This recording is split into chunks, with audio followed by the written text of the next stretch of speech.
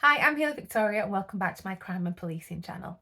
In today's session, we are covering more true crime, and that's because you've asked for it. So I do a poll every now and then on my community tab where we will look at how to go forwards. So whether you want some more policing content, true crime, forensics, whatever. If it's criminal justice and it's something I know or have taught before, we will do it. I really don't mind. I can even tell you how to speak Yorkshire if that's what you want me to do. But for today, we're looking at true crime. And it's something that I find interesting, this particular person we're going to focus on, because of how bad it is. And this is somebody who has been in a position of trust and has abused that trust and has committed some truly horrific crimes. We're looking at another angel of death. Now, this is a label that's been used numerous times throughout history for people in that position. So people who've been supposed to be in this virtuous position who then go on and commit horrendous acts. This particular one is Beverley Allitt. Now, if you've watched my videos before, I absolutely hate it when they give bad people cool names. Like the Night Stalker, that's such a cool name. Angel of Death. These are things that like goth kids want to be called. I mean, when I was a goth kid, I'd love to be called something like Night Stalker. I was just called embarrassing most of the time. But anyway, yeah, we are looking at Beverley Allitt. No angel, but she did murder a lot of people. Well, yeah, we'll go into that next. So Beverley Allitt then, she was born in 1968 in England in a place called Grantham. She had a fairly normal upbringing, so she got a couple of siblings. Her parents had jobs and things, just regular kind of working class folk from England. Folk means people, by the way, in Yorkshire. I told you I could teach you how to speak Yorkshire, right? Anything you want, just let me know. Yeah, so she was from a family of fairly normal people, to be fair. She went to like the local comp, which is your comprehensive school. Didn't get into grammar school, but you know, not everyone's academic. Some people are more aligned to more vocational stuff, more hands-on things. And Beverley didn't get into the grammar school, so she went to this local comprehensive school. I went to a comp. Nothing wrong with that. She yeah, so she went on to become a nurse, or to study to become a nurse. But like even from being like young, she got really weird tendencies. So she'd like put bandages and plasters and stuff on herself, but not let anybody examine these like injuries and stuff. Like she'd create injuries for attention. Now, if you are aware of these kind of conditions, if you're looking at the psychological things behind them, so there's a condition called Munchausen syndrome, and that's where you create these injuries and stuff about yourself. You make stuff up to get sympathy and attention. So you might like have maybe been injured once or twice, and people are like, "Oh my God, are you okay?" And you get this like positive affirmation, and you're like, "Ah, I can do this more. This is exactly what I need to do to get attention." It's also known as like a factitious disorder. It's one of the factitious disorders called Munchausen's syndrome. There's also Munchausen by proxy, which we'll talk about a little bit later on. So yeah, psychologists believe that she's got this condition. Looking back retrospectively at this person's, you know, doctor profile, she was even like known as being like a doctor hopper. So whereas like you've got your regular doctor wherever you live or whatever, you go to see your GP for whatever, and she was that like kind of prolific in attending for made up stuff or for wasting their time that she'd like move between GPs because she knew that like once she like absorbed all of their sympathy and empathy and advice, and they were just like, yeah, she's just pulling his leg here, she'd move on to the next ones because she wanted that constant attention and constant like there's something wrong with her, so she needs caring for. And yeah, she had like a perfectly healthy appendix taken out. Why on earth would you want to go through an operation just for sympathy? I mean, we're talking about a psychological disorder here. Then that wound itself didn't heal very well because she kept picking the scar, which obviously results in things getting like nasty and infected and things like that. When she was a student nurse, she was a bit strange. She was with her, she was actually living with a partner, and he said that she was like really aggressive and abusive and stuff, and would often like create scenes in order to achieve this attention and this like this gratification that people are focusing on her. She's the centre of attention. So in that relationship, she also said that she was like she claiming false pregnancy, rape at the end of a relationship. This is disgusting behaviour, obviously. She was like really manipulative and like, aggressive.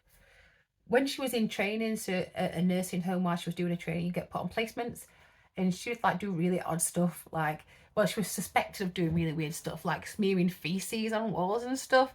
It's like, right? And like she was never there. So because she was never there, she never actually passed. She didn't pass the nursing exam either. But because of the hospital she went to when she was employed was that understaffed, they employed her anyway on like a 6-month placement.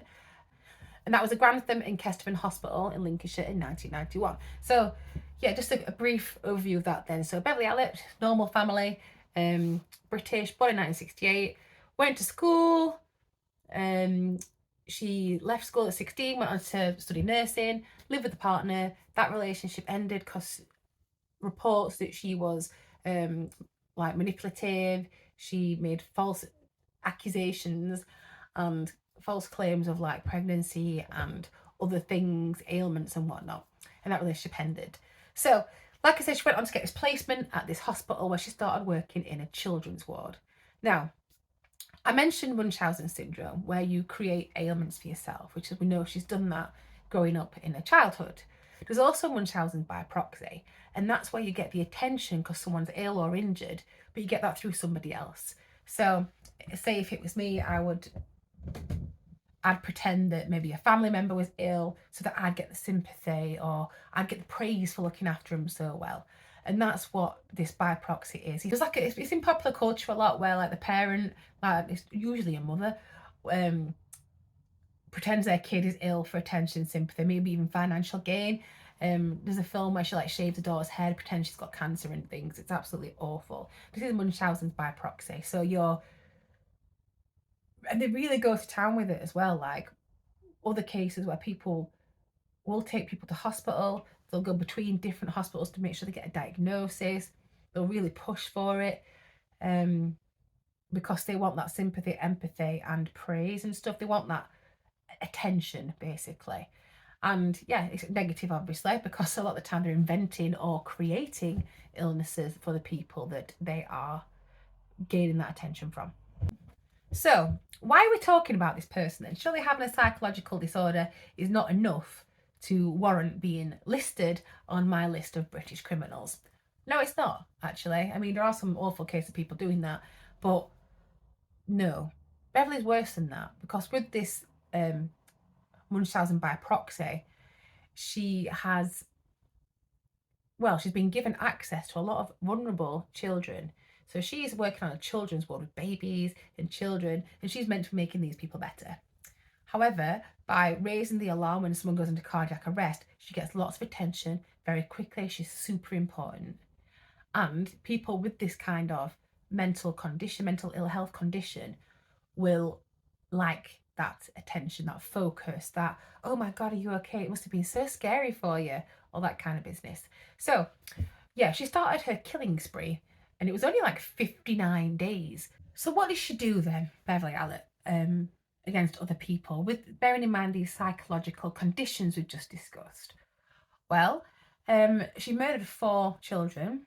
She attempted to murder a further 3, and she inflicted GBH or grievous bodily harm on another 6. I mean, these are very vulnerable people who are being taken to hospitals and stuff by their parents, by their loved ones, in hopes to get better. However, when they're there, they're not safe. And this is the severity of this criminal behaviour, this crime, this woman, this case that we're looking at today. So let's have a look at how she did it then. How does she do it? And so we like to look at investigative stuff while we're looking at this and how people came to the conclusion that it was actually Beverley Allitt that was doing this.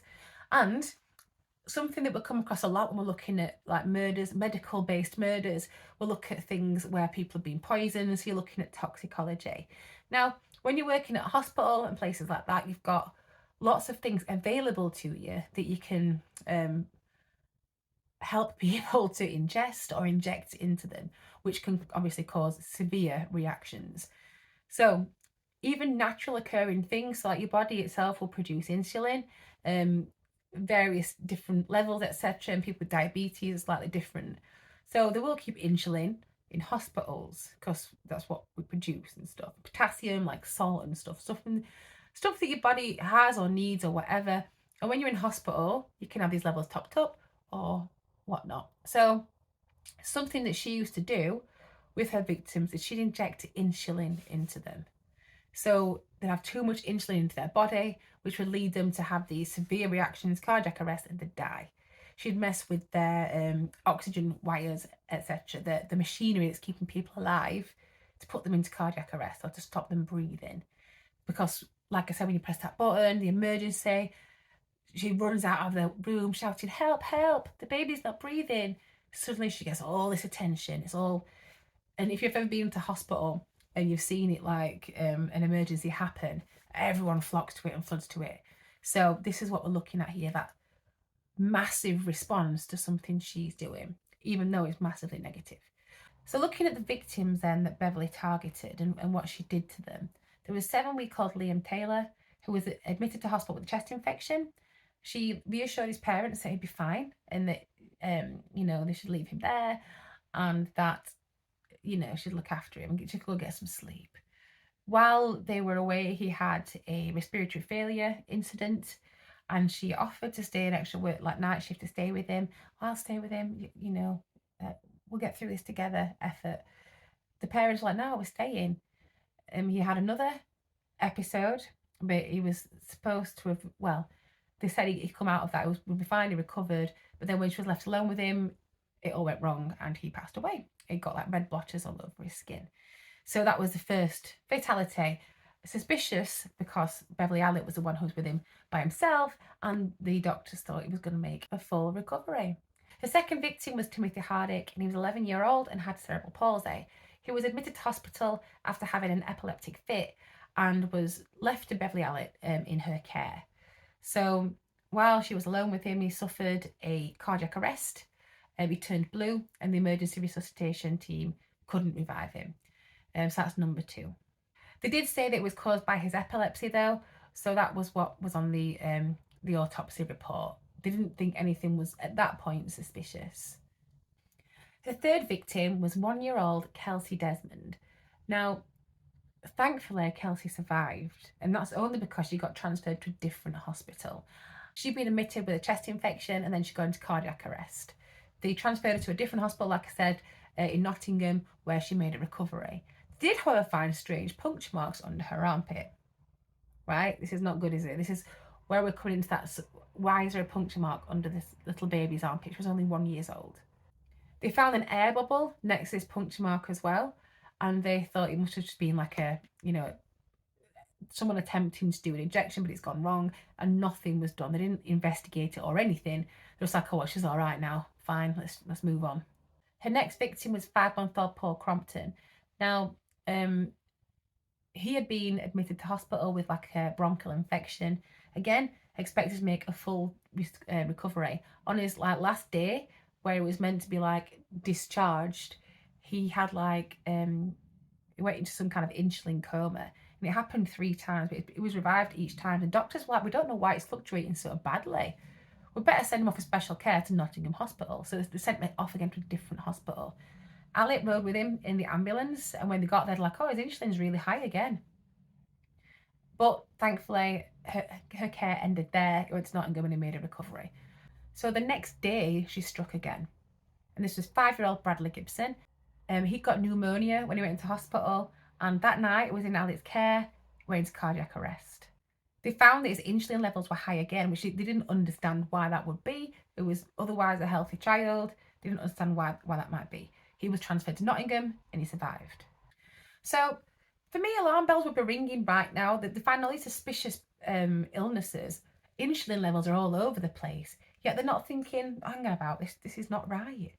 And it continued, this spree of injuring, this harm just inflicted on children, injuring and obviously in some cases killing people. Her next victim did also survive, 3-year-old Yik Hung Chan. And he'd had a fall and he'd fractured his skull. When he was in Allitt's care, he went blue and he needed resuscitating again. He was transferred, thankfully, to Nottingham Hospital, and he survived. Her next victims, however, weren't as lucky. So Allitt focused her attention on twins, Becky and Katie Phillips. Becky was brought into hospital with some gastroenteritis, so she got like a tummy problem. But 2 years old, and these twins were premature as well. Twins were also very premature, and they took her into hospital. Expected again to make a full recovery, Allitt took over her care. She raised the alarm and she's like, this baby don't seem right. She's cold to the touch. She's like hypoglycemic. But the doctors couldn't find anything wrong with her and sent her home, this 2-month-old baby, where she quite quickly deteriorated and died. They then brought in Katie, her baby twin sister, who was under the care of Allitt again, and she needed resuscitating numerous times. The impact it had on such a small body was that she'd got permanent injuries like slight paralysis. She got damage to her brain. She got ribs that were broken, and she played it so well, like that she was really caring about his family and these children and stuff, that her parents even said they wanted to be a godparent to their daughter. I mean, this is awful, this trust that people have in this person, for them to just rip apart their lives by murdering one of their twins and by severely injuring the other. This is horrendous stuff. So after the death of Becky Phillips, someone actually thought, you know what, there's a lot of people dying of cardiac arrest here and other such things. This is not right, and suspicions were started to be raised already. However, they weren't raised quickly enough. The next victim did survive, and that was Kaylee Asher. She was injected with air under her armpit, which caused her to have 2 heart attacks, but thankfully she survived. The last victim was Claire Peck. She was a 15-month-old baby who got asthma. She had an asthma attack, was taken to hospital, and in a short amount of time, while she was under the care of Allitt, she went into cardiac arrest and she passed away. So she was in cardiac arrest twice, and then she passed away, bless her. So all of this started to add up, and that's when the investigation happened. So it was the death of Claire Peck that made people really, actually, this is not right, we need to look into this. They discovered that on the days when all of these children were injured and or died, Beverley Allitt was the only person who was in at all those times. She was the only person that had access to all of those things that had been used to injure people. So the insulin, for example. She was the person who was with them when these alarms were raised. And when she wasn't at work, these instances weren't happening. Oh dear. So obviously the investigation, she was arrested, she went to trial, and it was at trial they discussed and discovered that she'd got these psychological problems, this Munchausen syndrome and Munchausen syndrome by proxy. So she was jailed on 13 counts of life imprisonment. So she got life imprisonment for 13 times 13 for all the people that she'd killed, attempted to kill, or inflicted GBH to. So she'd got 13 life imprisonments. She's still incarcerated today, but she's at Rampton, this secure mental health facility. She's not in mainstream prisons because after a week of being in prison, she just refused to eat or drink, and she was taken to this other establishment for people who are not psychologically well enough, this secure unit, to be in a mainstream prison. However, psychologists have claimed that they don't think actually that she is, as mentally unwell as she is portraying, bearing in mind that she's often portrayed these illnesses and things for attention or to get her own way to manipulate people. She's still there today, as far as I'm aware. As of when I recorded this video, she's still there today. What justice that has for the families, I don't know. But an awful situation where someone was in a position of trust and has abused that trust to hurt the most young and the most vulnerable members of society, babies and children. They can't defend themselves against somebody like that. And their parents took them to hospital. Their carers took them to hospital because they thought they could trust people looking after them. And obviously on these occasions, they couldn't. Thankfully, she's being locked up. And the judge said when, he sentenced her to these 13 terms in prison, these life terms in prison, that he doesn't know she'd ever be safe enough to be out with anybody else. I mean, she's actually reached her minimum term in prison. So she's done 30 years already. So, maybe she could be up for parole soon. Who knows? Whether or not she'd get it, I doubt it. If she's that unwell to be in a mainstream prison, then she's probably not well enough to be out in society. But yeah, that's today's case study. Beverley Allitt, also known as the Angel of Death. And as you know, I hate giving bad people, you know, these kind of nicknames because it adds that attention and notoriety to these people. So there you go. That's today's case today. If you've been affected negatively by anything in this video, please look at the description and I'll put some links in there to get some support. Yeah, as I've always say about cases like this, I don't glamorize any of these people involved because they're not good people. They've hurt somebody else, and all we do is discuss this in an educational purpose. So the crimes are committed by this, we know it's abuse of power. We'll look at his psychological problems. She's using things like insulin or injecting air bubbles into children to give them cardiac arrest. So she knows what to do to make people ill and to get all this attention, which is what we think is the main aim. Yeah, so in the meantime, look after each other, stay safe, and please don't commit any crimes.